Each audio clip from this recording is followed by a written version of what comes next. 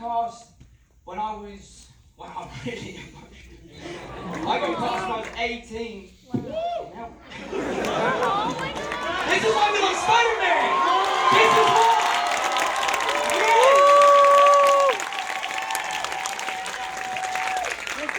I got cast when I was 18. I remember I was in my garden and I got a call from Kevin Feige and it changed my life forever. Go! And to be here today, showing you the trailer, this movie exceeds expectation in every way possible. This is the most cinematic and theatrical superhero movie that has ever been made. And I'm proud to say that Sony and Marvel have pulled off the impossible. It has been a roller coaster. It was tough. It was brutal. I hurt myself, and it was not on purpose. I was fighting people. The Goblin. It's just been incredible, and to see your enthusiasm, it means the world to me. And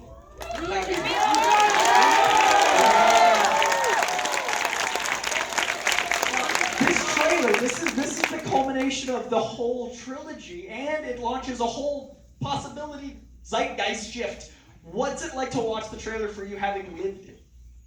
It's really overwhelming. It's really overwhelming. I mean, you make these films and you're so attached to it, and you give your heart and soul, and you dedicate your life to this character, and to see it play out on the big screen is so rewarding. And to see your reaction means that we're doing something right, and trust me when I say that that is the tip of the iceberg. There is so much more in this movie.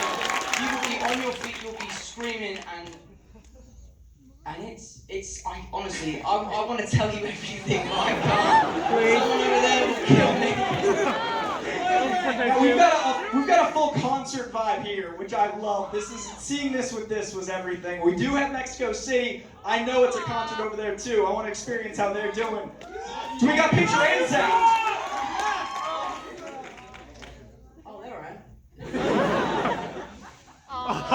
Hey, back again. We got Hector audio.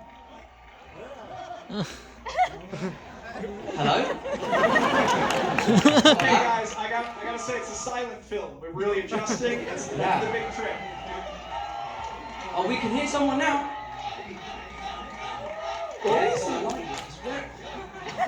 Oh, there we go. Oh, this is great, guys. Okay, we got to. Let's make up for sound here.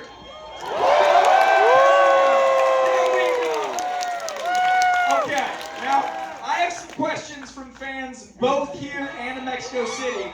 We're gonna start in Mexico City. Okay. I'm gonna follow your lead. We'll stand or sit. I understand.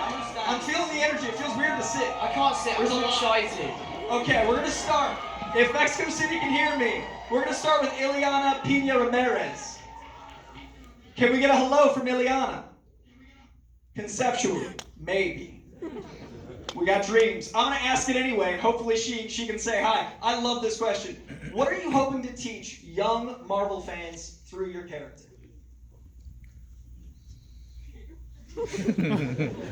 Wow, that's a big question. I'm sorry. I want James Lipton on you. Huge question. Wow. What am I hoping to teach people with Spider-Man? Or my 3 movies? Responsibility. That with great power comes great responsibility.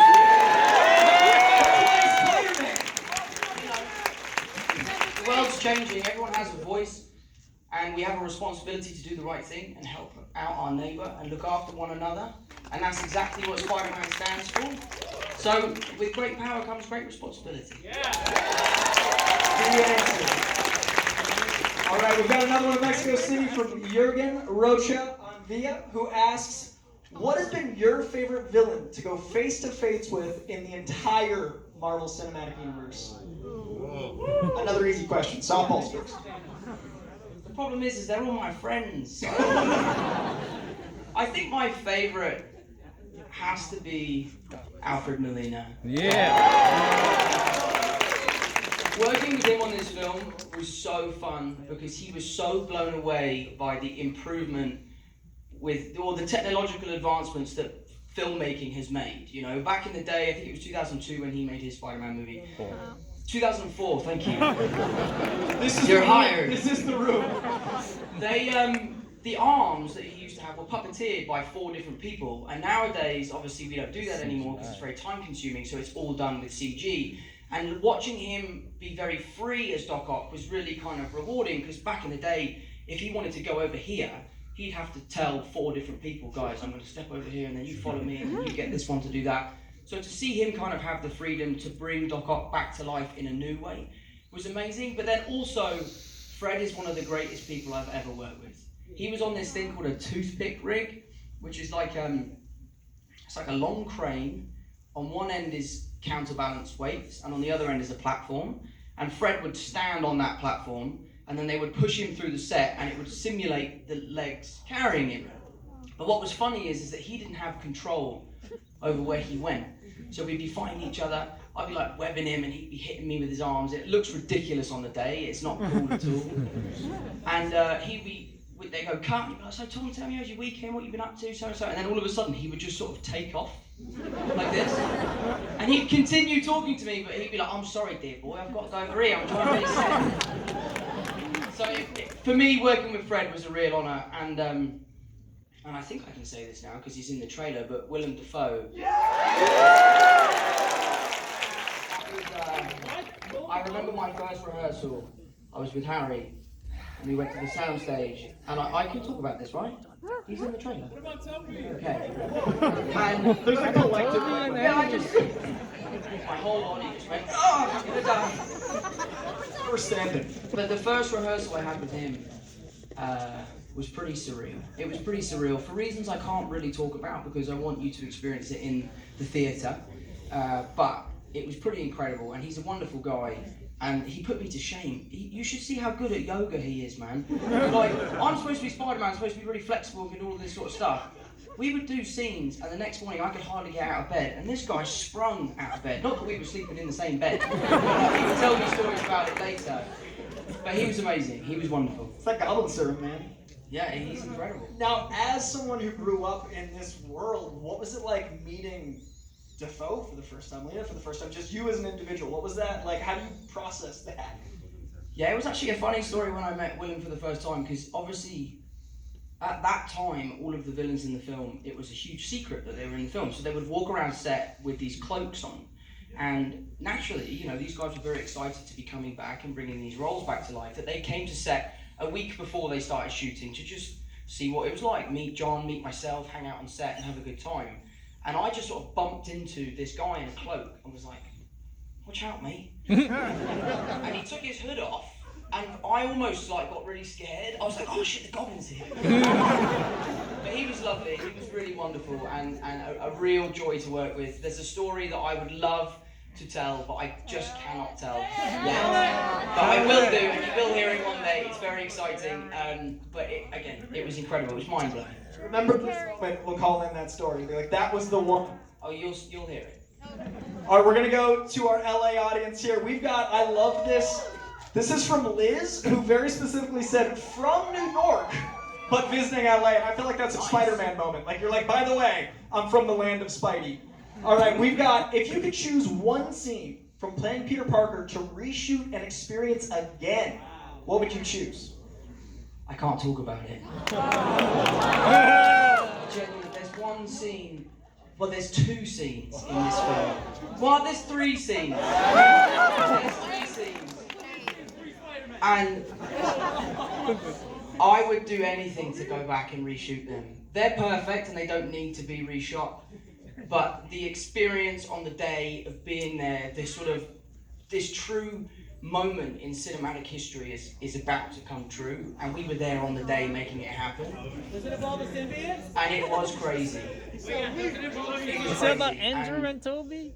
I would love to tell you because honestly, you would love. Look, I've got some people saying no. You want to know? I'll tell you only. Okay, me too. Me too. But it was amazing, and I really think you guys will be proud of what John Watts and what Kevin Feige and Amy Pascal and Tom Mossman and all of our producers have put together and managed to accomplish. Because honestly, when they first pitched me the movie, I was like, that's never going to work. There's no way you're going to be able to get that done. And they did an amazing job. I gotta say, lifelong Spider-Man fan, to see your reverence for this room, to see your emotion about this experience, and to hear this moment, those days on set, did it feel like, was there a palpable historic moment? Did you feel that on the day as well as reflecting on it here? Yeah, it actually took everyone involved a while to get over what was happening. It was mental. I don't want to know, so I'm gonna wait, but I'll remember this moment.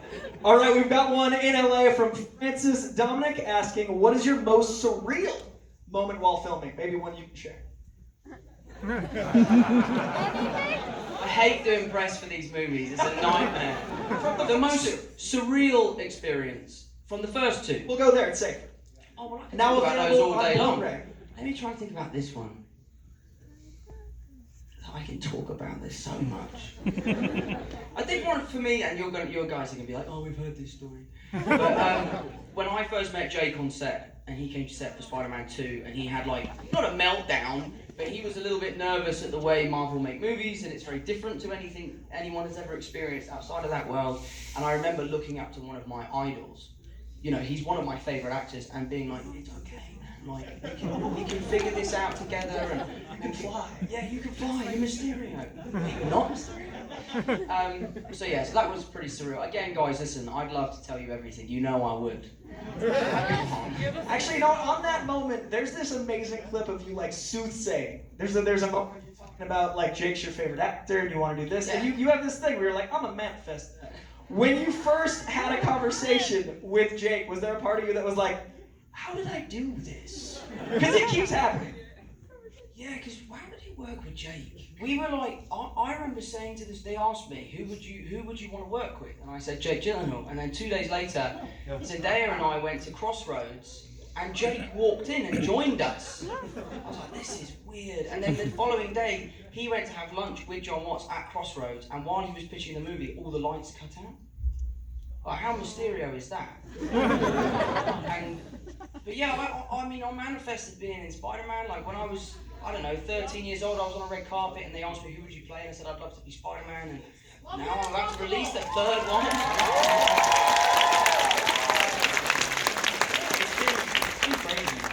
The moment I saw you carrying a DVD player, I knew you were Spider-Man. Took no time. Right. That moment, I was like, man, they did it. Nice. It's beautiful to see. We're going to go back to Mexico City with Ramon Ramirez Malvarez, who asks, now knowing, I love this one. Now knowing what you know, how important is it to never reveal the identity of a superhero? These questions, man. Now knowing what I know. I mean, it's interesting. I always feel like Peter Parker has kind of had some sort of parallel with my life and what's going on. And it's no secret that when this happens to you, your life changes, and there are certain things that you can't do anymore. And this film kind of explores the adverse effects of fame and what happens to someone, especially at a young age, how it can affect your life for better or for worse. And, you know, I've had a wonderful experience because you guys have been so gracious and wonderful and looked after me as fans. But there are people out there who haven't had the same experience, and Peter Parker, unfortunately, is going through that. And I forgot. What would you do knowing now what it's like to have an identity revealed? Like, what's the cautionary feel? I always think that if you want to tell someone something, you should tell them yourself. I think when the power is taken away from you, you know, whether it's a secret you want to tell someone, if they find out on their own, it's always so much worse. You need to just be honest and let people know. So I think if Peter Parker had made an announcement like an I am Iron Man sort of moment, it would have been a little bit easier for him. We've got one more in Mexico City. I'm hoping we have a connection there. This is Maria Jose Carranza Soto. If we do, can we get a hello? Maybe. Not gonna. Oh. It's such an interesting sound when it's like pieces of sound. I hear the zero. Yes! Wait for us. It worked. Victory! All right. A fantastic question of, over the years, a lot of people have played Peter Parker. What do you think you've imprinted on the role and character? This is really tough. I think for me, my biggest thing when coming into this world was to really, really hone in on the sort of youthfulness of what it means to be a teenager. You know, I really wanted to lean into the idea that this is a 15-year-old superhero. That meaning there are lots of stuff that you'll see throughout the films where Peter Parker does everyday things, but in a way that Spider-Man would do them. And I think that's really interesting because you all know if we were Spider-Man and you were sitting on the TV and the remote was too far away, you'd web the remote and fling it back. So for me, making Peter Parker really youthful and authentic and a real teenager, a real high schooler, was really important. And I think John Watts did a great job of bringing that to life. So for me, I think the one thing that I was able to bring, and albeit I was a teenager at the time, was making him very youthful. I love that, man. These are great questions. Mexico City. Thank you. We've got another one from LA. We've got Luke. And Luke, where we got Luke in here? Woo! Luke, stand up for us. There's What Luke. up, Luke? Great shirt, man.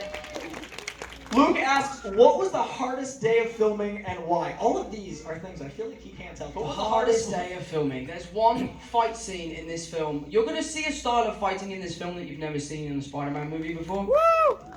And you know, that was down to our stunt coordinator George Cottle and Jackson. They designed these fights to shock you guys, to really put you on your back foot. And when we were shooting this one scene in particular, it's like a sort of, I reckon it's a 35 beat fight scene between myself and one of the villains, and we shot it over and over and over again over 3 or 4 days.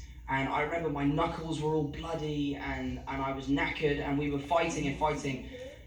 And in all fairness, it was awful. It was such a difficult time, but in the film, it's so spectacular and it is so overwhelming, and you've never seen Peter Parker quite like it, and I'm really excited to see what you guys think.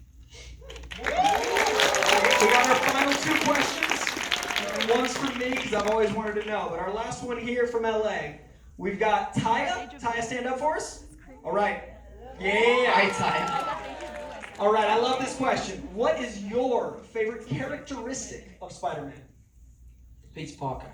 I know that doesn't make sense, but it does. Spider-Man's biggest superpower is Peter Parker, and that's because of his humility. That's what sets him apart from the rest, is that he's unable to not do the right thing. And for me, as an actor, bringing that to life has been so fun, because it's sometimes incredibly frustrating. Sometimes I read these scripts or I perform these scenes, and I just want Peter Parker to be selfish just one time, because he always puts everybody else first, and therefore he kind of shits on himself. So for me, it's his humility, and therefore Peter Parker.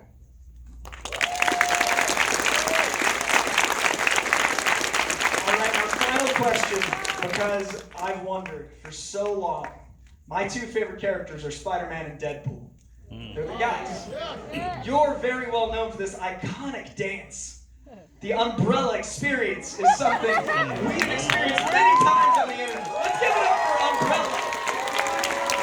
So my question is, in a step-up universe, if you were to have a dance battle opposite Deadpool, first song you pick, dance battle Deadpool.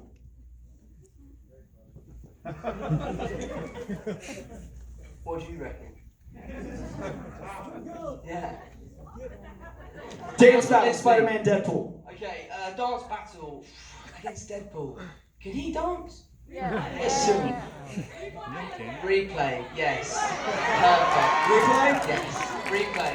Okay, tap it. Now we have a headcanon.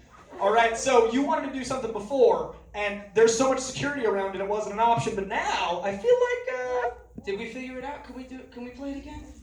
You want to watch it again? Yeah! Okay, I promise I won't cry this time. Alright, let's do it. But we've got to do something first with everyone, including we need Mexico City. Let's get a selfie. You want to do a selfie? Yeah, let's do it. Let's get everyone here. Keep it, I'll keep it. We're going to get the screen. Mexico City here. Yeah, there we go. There's everybody.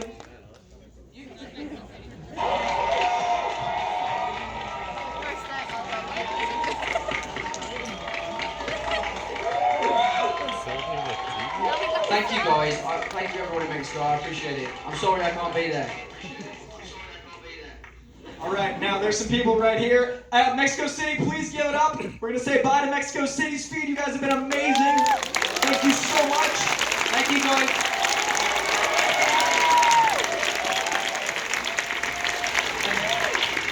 Back here in the room, LA. Let's hear it. You guys want a selfie? Are you after it? All right. Harry's going to take it.